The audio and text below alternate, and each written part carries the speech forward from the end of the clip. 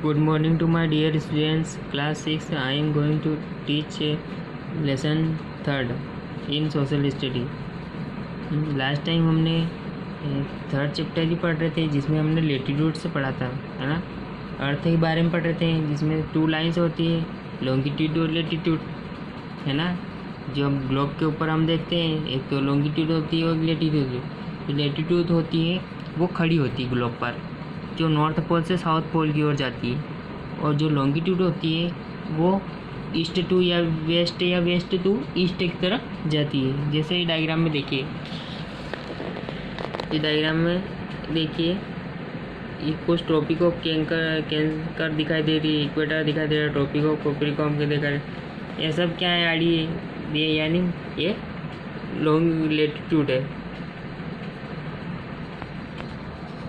जैसे डायग्राम में एक बार रिवाइज कर लेते हैं। जैसे डायग्राम में आपको दे रखा है पैरेलल्स ऑफ लेटीट्यूड, यानी जो जितनी लाइन्स दे रखी है ये क्या है, लेटीट्यूड है ना, जो इक्वेटर के 90 डिग्री दोनों तरफ होती है।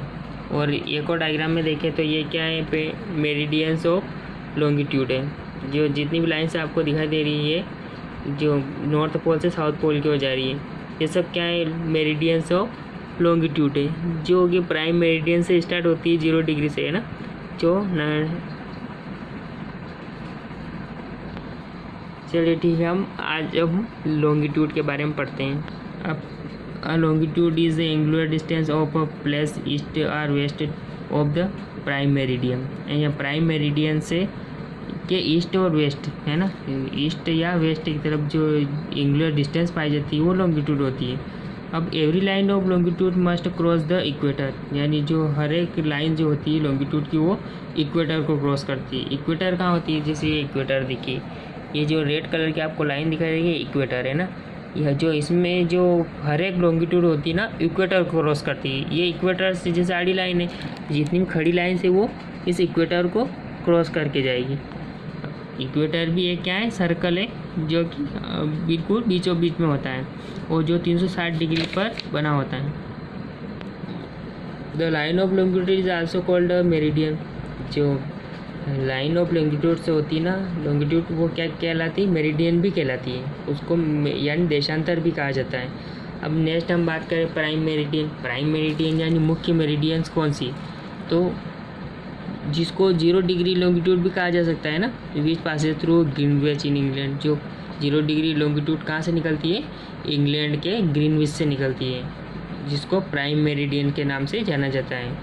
अब the line opposite of 0 degree is 180 degree. अब 0 डिग्री का अपोजिट कौन सी होगी, 180 डिग्री लॉन्गिट्यूड भी होगी। अब देश 2 लाइन्स, इन दोनों लाइन्स को हम ई या डब्ल्यू से डिनोट नहीं कर सकते। ई डब्ल्यू को डिनोट किसको करते हैं, जो ईस्टर्न हेमिस्फीयर को ई से डिनोट करते हैं और डब्ल्यू को वेस्टर्न हेमिस्फीयर के नाम से डिनोट करते हैं। कोई डायग्राम दिखा रखा है, इसमें एक ग्रीनविच इंग्लैंड दिखाई दे रहा है। ये जो रेड कलर का पॉइंट आपको दिखाई दे रहा है ना, ये क्या है, ग्रीनविच इंग्लैंड। जो इंग्लैंड के अंदर एक सिटी है ग्रीनविच, जो मुख्यतः वहीं से ही सभी पूरे जो अर्थ के टाइम की कैलकुलेशन होती है। वो जो प्राइम मेरिडियन उसी कहा जाता है जो ग्रीनविच से होकर गुजरती है। अगर हम लॉन्गिट्यूड को लेकर हम टाइम की बात कर रहे हैं तो टाइम जो लॉन्गिट्यूड के द्वारा ही टाइम को कैलकुलेशन किया जा सकता है टाइम। अब इसमें कैसे होता है, जैसे 24 आवर्स को कंप्लीट जब होते हैं तब हमारी पृथ्वी का एक राउंड पूरा हो जाता है, यानी एक एंगल पूरा हो जाता है 360 डिग्री का।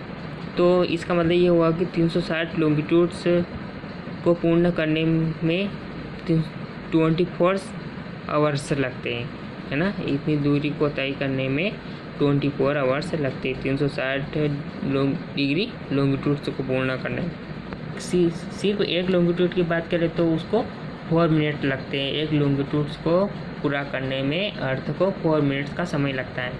अगर ऐसे हम लोकल टाइम की बात करें, लोकल टाइम की बात करें तो इसमें इसका जो लोकल किसी स्पेसिफिक प्लेस से निकाला जाता है ना।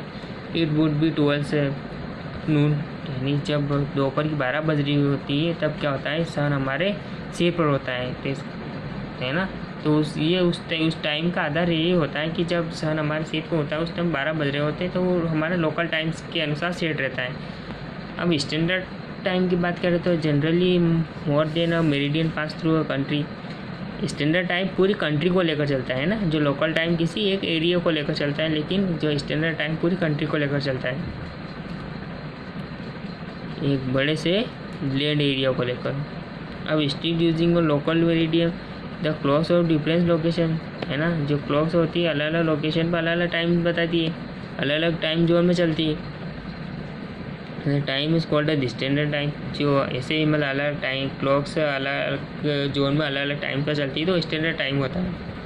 अगर भाई हम इंडियन स्टैंडर्ड टाइम की बात करें तो हमारे इंडिया का जो लॉन्गिट्यूड होता है वो 82 डिग्री 30 मिनट ईस्टर्न हेमिस्फीयर में होता है। तो इस जो इलाहाबाद से पासेस होती है ना, ये जो लॉन्गिट्यूड है कहाँ से, इलाहाबाद से पासेस होता है, तो इलाहाबाद का जो टाइम होता है वो पूरे इंडिया में ही अप्लाई होगा, तो इसको इंडियन स्टैंडर्ड टाइम के नाम से जाना जाता है। अगर हम summary of parallels of latitudes and meridians of longitudes की बात करें तो इसमें फर्स्ट पॉइंट दे रखा है, both longitudes and latitudes are imaginary lines drawn on a globe और वर्ल्ड मैप, है ना। ये मैं आपको बता चुका हूँ कि ग्लोब के ऊपर जो खड़ी और जो तिरछी लाइन्स होती है वो लैटिट्यूड्स एंड लॉन्गिट्यूड्स कहलाती है। अब सेकेंड पॉइंट की बात करें, द हॉरिजॉन्टल और the east west set of lines on the globe are called the parallels of latitudes. जो ईस्ट टू वेस्ट की तरफ जो लाइन्स का सेट होता है ना वो पेरलस ऑफ लैटिट्यूड से कहलाता है। अब इसके अलावा हम बात करें तो जो नॉर्थ साउथ लाइन्स होती है ना, जो वर्टिकल है ना खड़ी, जो वो नॉर्थ से साउथ पोल की ओर जाती है, तो उनको मेरिडियंस ऑफ लॉन्गिट्यूड कहा जाता है। इसके बाद हम फोर्थ पॉइंट की बात करें, any place of the earth can be located with the help of this lines, तो इस लाइन के द्वारा हम किसी भी प्लेस के लोकेशन का पता लगाया जा सकता है। फिफ्थ पॉइंट की बात करें तो image lines we use north pole to south pole two basic points of references on the surface of earth, यानी हम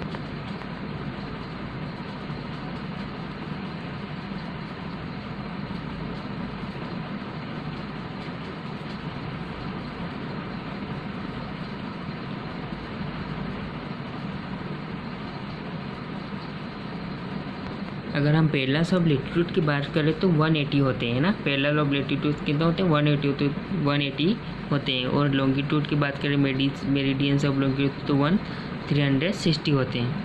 थैंक यू, आज हम इतना ही पढ़ेंगे, ये लेसन हमारा कंप्लीट हुआ, कल हम इसकी एक्सरसाइज करेंगे।